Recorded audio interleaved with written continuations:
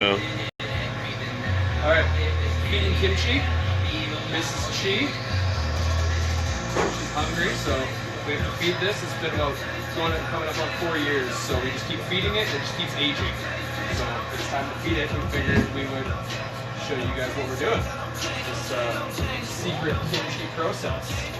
So super simple, but it's still something that a lot of people aren't aware of, and fermented foods are really good for you. So this is something that everybody should start doing, and then you can just grow it in your house and you've always got kimchi. Got Napa cabbage, just salted overnight. So this has been salted and rinsed, and a good amount of the moisture has been squeezed out of it. And then we've just got all of our little accompaniments here, so I'll just start throwing stuff into the bowl. Got a Korean chili flake. This is a kimchi specific chili flake, that's its main purpose. There's no seeds in it, it's just the dried chili that's been ground down into this consistency. Into the bowl. This is a single batch, so this is 1 head of Napa cabbage. So we've got half a cup of the Korean chili flakes,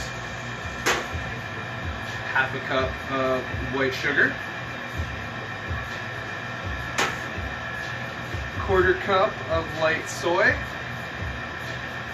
You can use regular soy, just don't use like a dark or a mushroom soy, because then it messes with the color of your kimchi and you don't get a nice red, you get kind of like a dark brownish red and it doesn't look as nice. Other than that, it's just the appearance more than anything else.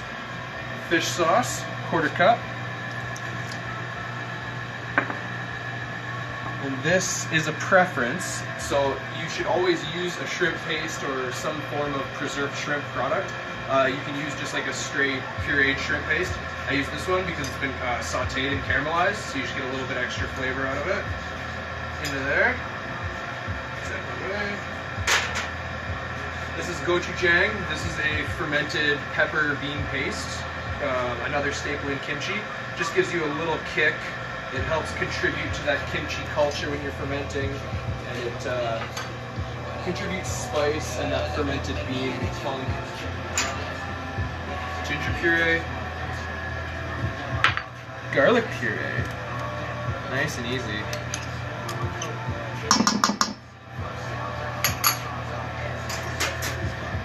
And then this is just my own thing. I don't know anybody else that does this, but I find Korean food in general goes really well with orange. It's just a flavor that I think goes well. So every time I do a batch of kimchi, for every head, you can multiply this recipe as much as you want. Every head, 1 orange, juiced.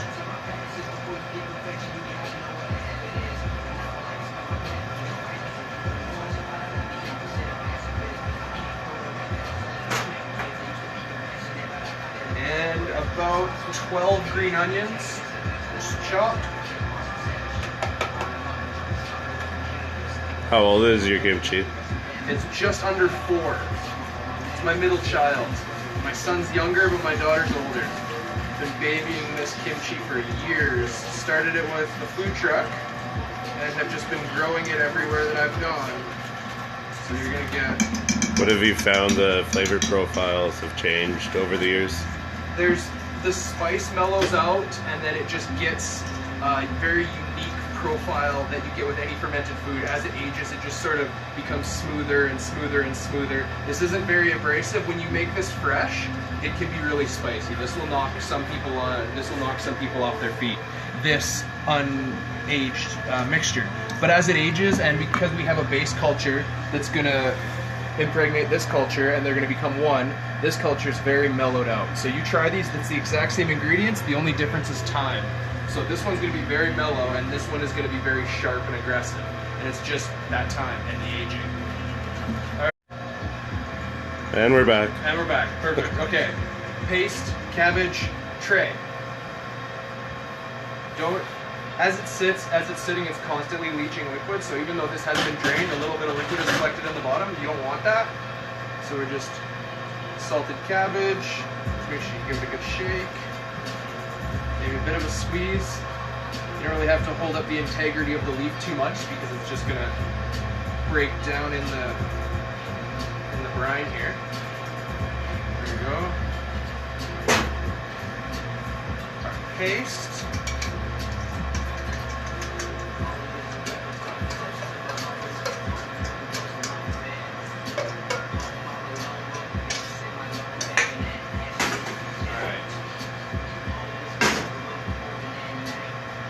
love up for this.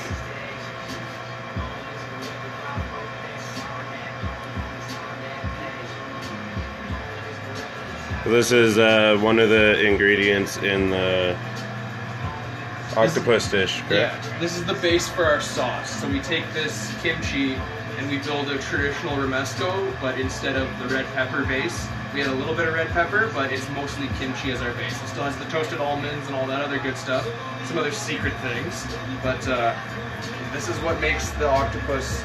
Other than the cooking of the octopus, that dish is made by this sauce, and that sauce is pretty much 100% credited to this kimchi. So we're just gonna mix this all together here. And this isn't how everybody makes kimchi. If you talked to a Korean person, whew, that was loud. So if you talk to somebody who's been making kimchi forever, I wasn't taught by anybody specifically. Hi, Mom. My mom's watching that. Yeah. So, if you make, like, if you went to like a traditional Korean kimchi class, this isn't how they would teach you to do it. There's a million other methods to this. I taught myself how to do this, and this is just the method that I find works best. And I get a lot of compliments on this kimchi, so if you like my kimchi or you've tried it, this is how I do it. Not how everybody does it, this is how I do it. Alright, now that we've got this mixture, take a peek at this. This is what a brand new kimchi looks like. This would be the point where if you're starting, this is what you want. And then you get this into a clean, food-safe container, and I'll explain the process a little bit more, but this is, if it looks like this, you're on the right track. So we've got our mother here, Mrs. Chi, or Kim for short. And we're just gonna take this container here, and I'm gonna take all this mass that I have in here. You can see even just the difference. This is the kimchi after aging, and this is the, so you can tell the difference that just some time makes. It's completely two different animals. So we're gonna take all that mass and pull it back and build a little pile. So pull it all back to one side, and then put a little pile off to the other side. Get all that goodness.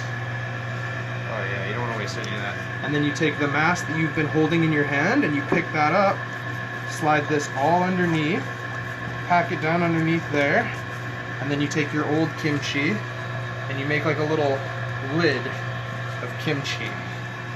Push that all down in there. And then at this point too, if you needed to use your kimchi, the stuff at the top is ready and completely usable. So as you're fermenting, it doesn't make your entire kimchi unusable until you've gotten that culture in there. So now what we're gonna do with this is normally kept in the fridge, but every time we feed it, we really wanna kickstart that bacteria in there. We really wanna get this new batch really starting to break down. So what we're gonna do with this is gonna get lidded up, and you're gonna keep it in a cool, dry place, not the cooler. You want it to be room temperature, not too hot, not too cold, right around that 20-degree mark. And it's gonna sit for 3 days. And then after 3 days, you're safe to transfer it to the fridge. But that 3 days at room temperature is really gonna take it and really get that culture into the fresh batch. So instead of waiting weeks to get it where you want it to be, it can be ready a lot sooner.